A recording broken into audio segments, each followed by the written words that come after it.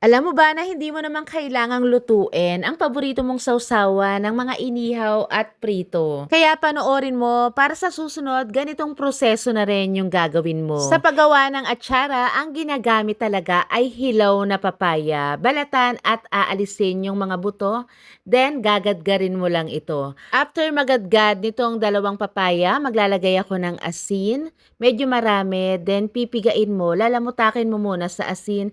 Kailangan kasi ma-extract yung mga juice nitong papaya. So ito hindi ko to nilagyan ng tubig ha. Katas to ng papaya. Pagkatapos huhugasan ko lang to ng 2 beses para maalis naman yung alat dahil medyo marami yung nilagay kong asin.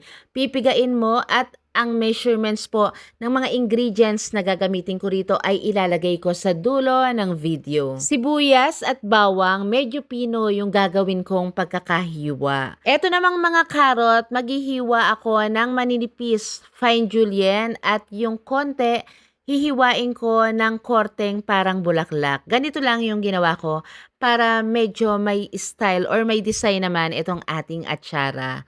So, gayahin mo lang itong ginawa ko. Medyo may kamahalan ang bell pepper ngayon, kaya 1 piraso lang itong gagamitin ko.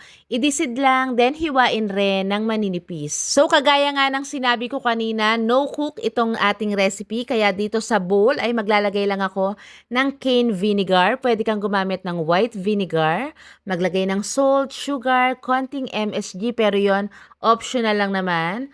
Ground pepper, pamintang buo. Wala rin pong ginger etong ating atsara recipe. Haluin at i-adjust mo yung timpla ng naaayon sa panglasa mo. Pag ayaw ng masyadong matamis, bawasan yung sugar, then ilagay na etong carrot at bell pepper.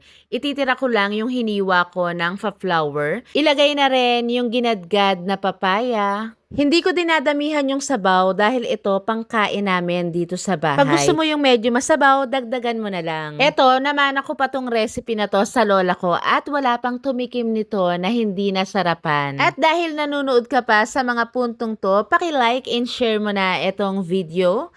Shout out po sa inyong lahat. Salamat! Kapag okay na, i-transfer mo lang sa mga sterilized na jar. Itong atsara na to, hindi ito mabilis masira. Pero dahil sa sobrang sarap, mabilis namang maubos.